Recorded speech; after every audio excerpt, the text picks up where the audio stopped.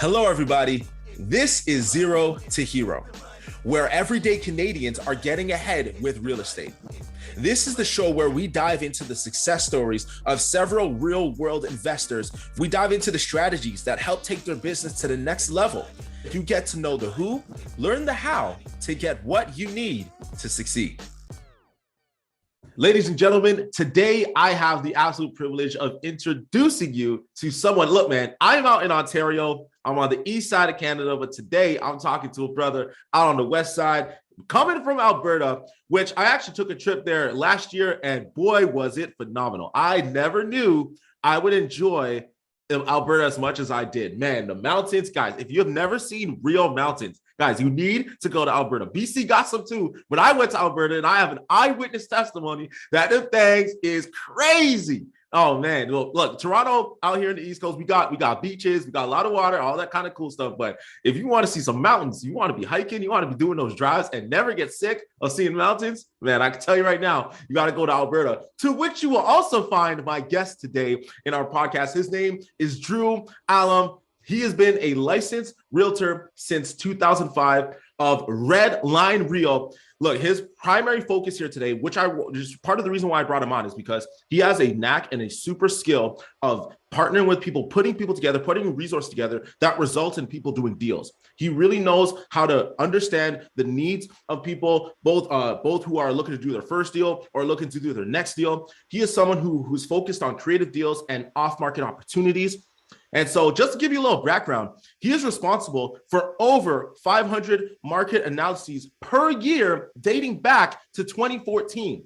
He is a Redline Real award winner in 2019 and 2020. He is a top 10 office producer in 2020 and in 2021. He is also a member of the Cash Flow Tribe mastermind called The Council. I currently focus on finding homes between 65 to 85% of ARV and market value. We're talking about the real deal, no Holyfield, Mr. Drew Allum. Allum, how you doing today? Good. I feel like I need a round of applause in the background. That was probably the craziest intro I've ever got. Oh, I appreciate it. I got to work on that. There's something out there for that. I got to find it. No, if they came down and I heard applause, I'd have been like, okay, I don't know what to do now. So, well, amazing. the pleasure Thank is, you. Thank you. it's an absolute pleasure to have you on. I'm so excited because I know you are doing, aside from everything else I've said, you also have started a YouTube channel where you're really helping people get educated, understand the process of buying real estate, understand how to analyze deals, even document your journey, your story, so people can get a closer look at that. And so the first question I want to ask you is that because you're a realtor and also an investor, how has wearing both hats served you in your career? Well, being the agent first and foremost allowed me just to learn about the contracts and the transactions and dealing with other industry members here in the province. So again, in Alberta.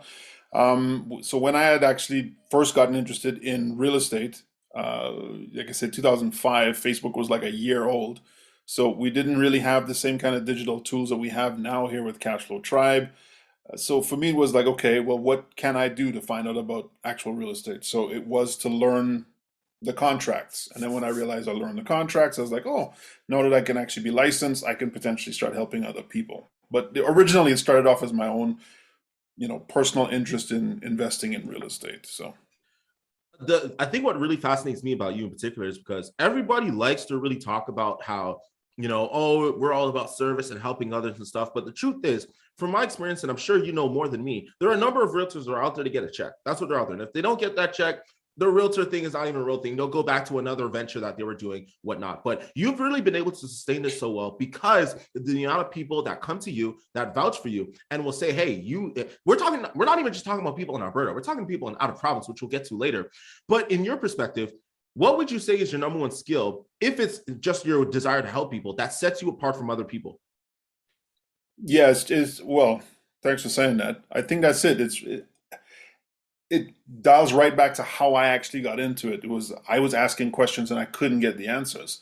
So I see a little bit of myself in everyone, especially a new investor, intermediate investor, who goes, well, what's ARV? Where do I find these properties? How do I do this? So the fact that I've got that ability to do that, it's better I lead with the value and if there's an ability for us to, build a relationship along the way, then great. But yeah, it starts with me just going, I remember the frustrations I had when I first came in going, I would love to know, the answers, but I can't seem to find the right person. So I really like that line of thinking, focusing on where you find your most frustration and finding solutions for that. And if that's something that you experience, there's a chance others have experienced that. And the better you are able to service people in that like fashion, you're going to be able to help more and more people. And so that makes perfect sense.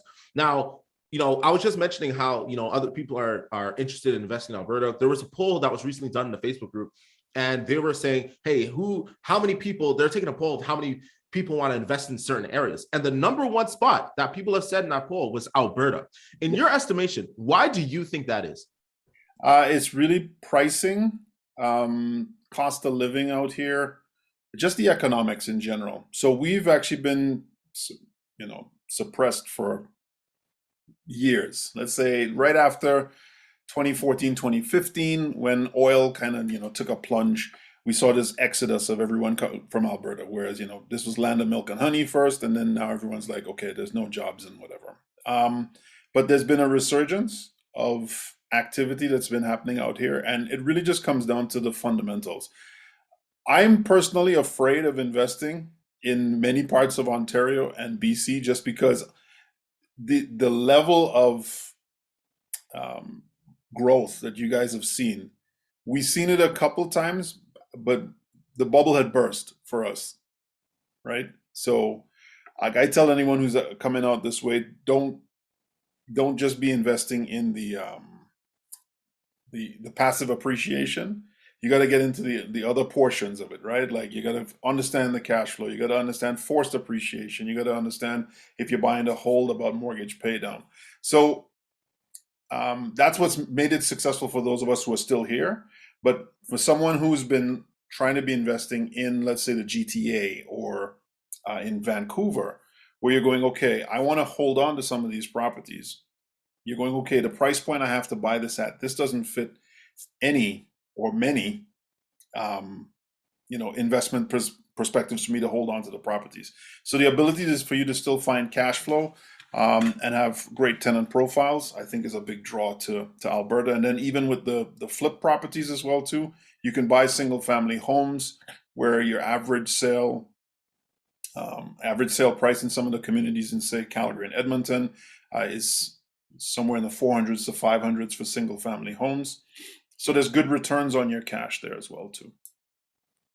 Now, I think that's really, really good. And I think I think people need to look into understanding. Like you made a really great point about, sure, a lot of people are making a ton of money if you've owned real estate over the last several years in Toronto, and the appreciation, the amount of value that your house has gone up is incredible. But just as you mentioned, there is history when it comes to markets that have gone really, really high and have created this huge bubble that we currently find ourselves in here in 2022. But a question for you would be, many people think now, well, Alberta, yeah, it's looking really good, but aren't they heavily dependent on oil? What if it happens again? Why would we put ourselves through that again? So what would you say to that? The thoughts of people saying that it's still heavily oil dependent, the fundamentals aren't really there. What is something that they don't really understand that you could share tonight? They're right to a degree. Just like I mentioned to you, you whatever you don't really know, this is where you start questioning. So there are people who are very, very successful in BC and the GTA, and I just told you, even as a licensed person, I'm afraid of those those places because I just don't understand, right? So uh, in the absolute lows that we've seen in Alberta, deals were still able to be made. Realistically, if you're thinking about it from the perspective of, I want to be able to buy a property or speak to a motivated seller. When are you going to find a motivated seller? When everyone else thinks the sky is falling. You study not just in real estate investment, investing in general, is the opportunity comes in on the buy. So you just have to make sure you're buying smart. And as I say, I like to buy on the curve. So if something is selling today at 400,000, we're going to try to find a distressed property or rundown property that's selling for significantly less, so that if the market does correct, you're still sitting at a point where you can get out.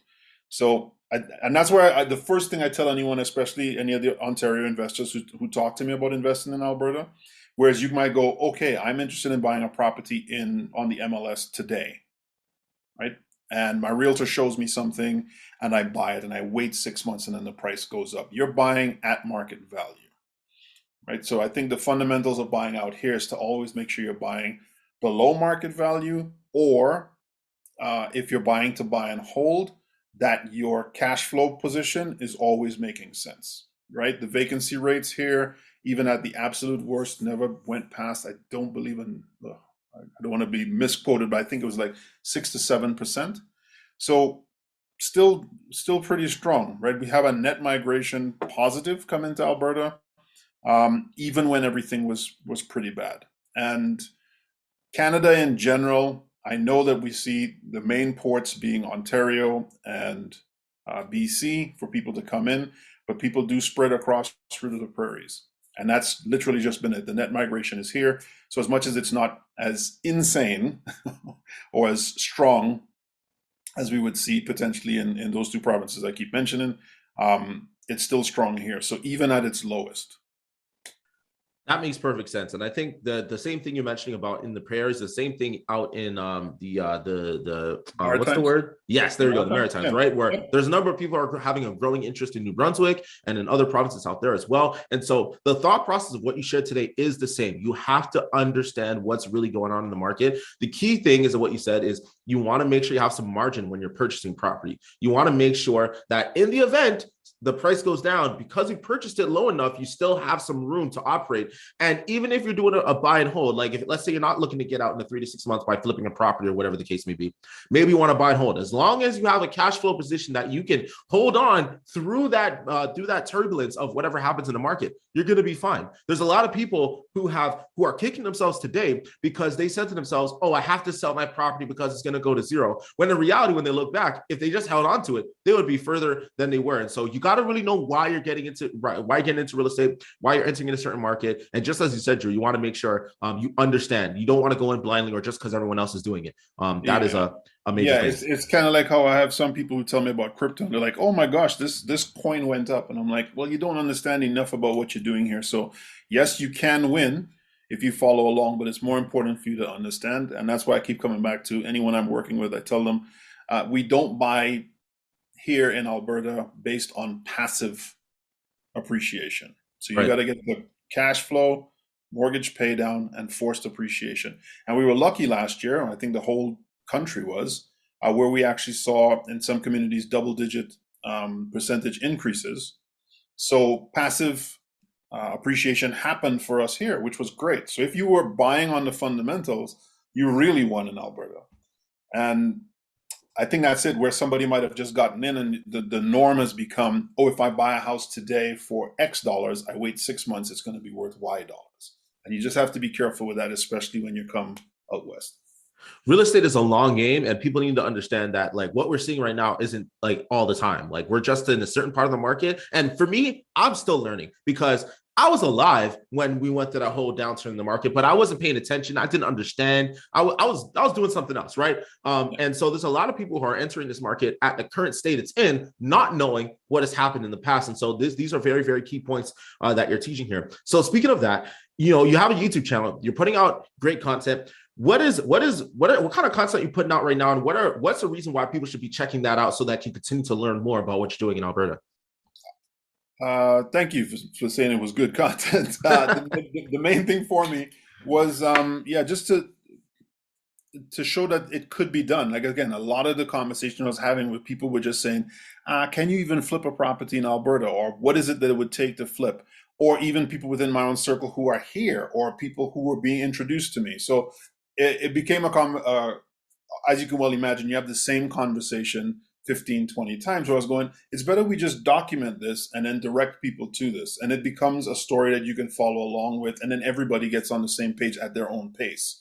So some of our successful investors, we're putting up some of their projects. Some of the ones that I've got my hand in directly as well. And then just general, tips and concepts that, like, again, we're talking about here, where someone will say, okay, I heard about real estate, and everybody starts off there and go, okay, well, the market's not great right now, so when is the right time to buy? These sorts of questions that people want answered. So I figured if I can, brain dump and put them on there, have key people on, have key projects on, then people can get a general idea of what's happening in Alberta, and the fundamentals will happen throughout Canada anyway. So That's perfect. And we're going to link your YouTube channel in the description box so people who are listening to the podcast can check it out for sure. Because I know you got more things coming, which is really cool because you make a great point. You don't want to have this conversation a million times over. You just want to reference, you want to say it once, have it documented online, and have people refer to that whenever they want to learn about a particular topic. And the more library that you create, not only is it for people to learn, but you're also creating a catalog for yourself for people to say, hey, I didn't just get started in this game yesterday. Look at all these videos and look at all these different content pieces I've been making. I've been around the block, right? And so yeah, well, I mean, absolutely, the fact to document, it was just for my own self. I was like, we're doing a lot, and a lot of people don't know. So I'm like, well, maybe I should be documenting this. But then it became that much more easy for me to just go, listen, rather than me going through a 20-25 minute conversation, I've spent time and effort in figuring this out. Here are the points that you need. Point 1, 2, 3, 4, 5. If you have any questions, by all means, send me a comment, leave me a comment, send me a message, and we'll talk about it. But as I am able to put more of it down there, it almost becomes just your own online catalog of going, okay, what is it that we should be doing with this situation? So we're in January still, the new year, new goals type thing is still hot. But for someone like you who's been able to execute over the past several years, what is something that you're excited to really go after in 2022? For me, it's dialing more in with regards to what investors actually want, hence the YouTube channel, and then being able to scale that. So Cashflow Tribe and Council has been amazing to me just with regards to the connections. So again, kudos to everyone who's even checking this out, and yourself, Daniel, and the whole team. And that's really opened my eyes. So again, where we're having these high level conversations, or people who are not just, have a passing interest in real estate, it's about not doing any more fluff. It's, like you said, unfortunately, I may have colleagues who are like, oh, I'm here about service and I'm doing this, that, and the other, but they're only really about the check. Whereas I've been able to learn so much just being in this environment. So for me, it's about, well, how do I give back and make sure that I'm a part of, the ecosystem, and that we're all helping each other succeed.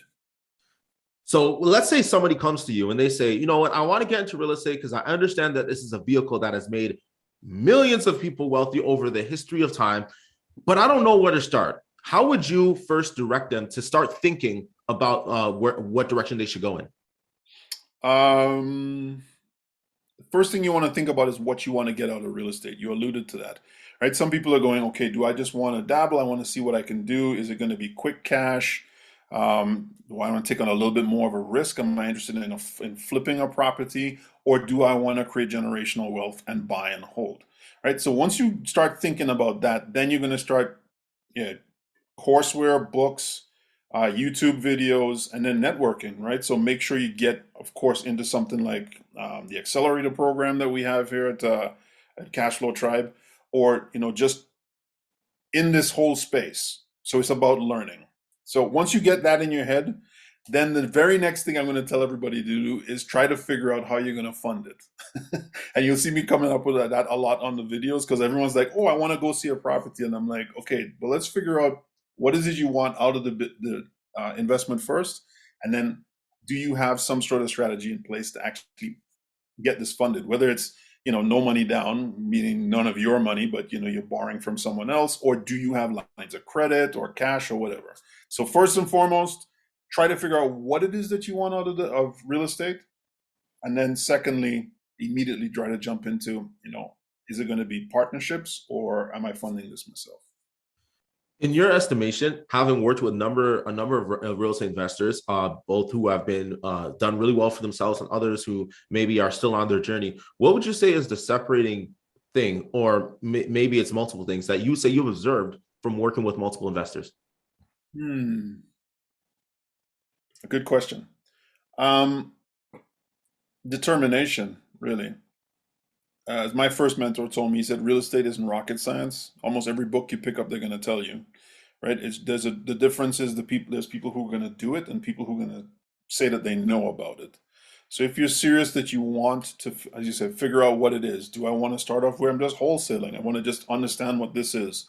Do I want to get my real estate license and actually trade properties on behalf of other people? Do I want to fix and flip and, all of a sudden have that HGTV lifestyle where I took this this completely rundown property and turned it into something else? Or, where the real wealth is that generational wealth of buy and hold multiple doors long term. Once you figure that out, that's it's going to come down to how determined are you to actually execute on that, because you're going to come along hurdles along the way without question in any one of the avenues that you decide to choose. But take solace in knowing that, yeah, it's not rocket science. Someone's been able to do it, and there's a ton of resources for you. You just have to figure out where it is you want to go and just dial right into it. I think there isn't any better way to really end this podcast and just understanding that this can be done. It really just comes down to, are you going to have a can-do attitude, and you will not stop until that is accomplished. That's really the bottom line, because just as you said, we all have obstacles to overcome. It's just the ones who decide that they're going to keep going until they overcome are the ones who are going to experience it on the other side. I was talking to Sherry, who was another guest on the podcast, and she was just talking about, like, the biggest difference was that she just had a drive to make it happen. She just couldn't see any other way than finding a way to, it may not have happened the way that she wanted, but she just knows it's going to happen. And that's the bottom line. I think that's exactly what you're sharing as a message today. And so before I let you go, real quick, if people are interested in investing in Alberta, maybe they've been watching YouTube videos and they're really thinking, okay, I'm ready to take the step forward. Maybe they've gotten educated, they started reading some books, but they're ready to take action. How can people get in touch with you, and what would their course of action be? Sure. Relatively easy. My Facebook page is at Calgary Home Sale, and that's singular. CalgaryHomesale. Also on Instagram, Calgary Home Sale. Or you can reach me directly, Drew Allum, DREWALLUM. You can also search Drew Allum Calgary Home Sale on the YouTube channel. Relatively new, but like I said, we're just putting a bunch of content in there. And yeah, even between the shorts and the reels and these stuff that's coming out, I'm trying to just give tidbits of information. So Drew Allum, Calgary Home Sale, if you're interested out west or just in investing and learning more about stuff in Canada, then yeah, hit me up. Drew, I'm so excited for what's ahead for you, and really appreciate you being on the podcast today. All the best to you going forward, and I'm sure we'll connect again. Thanks again, Daniel. We'll talk soon. This has been Zero to Hero. I hope you took something out of it. Be sure to take action so that you can get results, just like our guest that you've listened to today. Stay tuned for the next episodes, and we'll see you on the next one.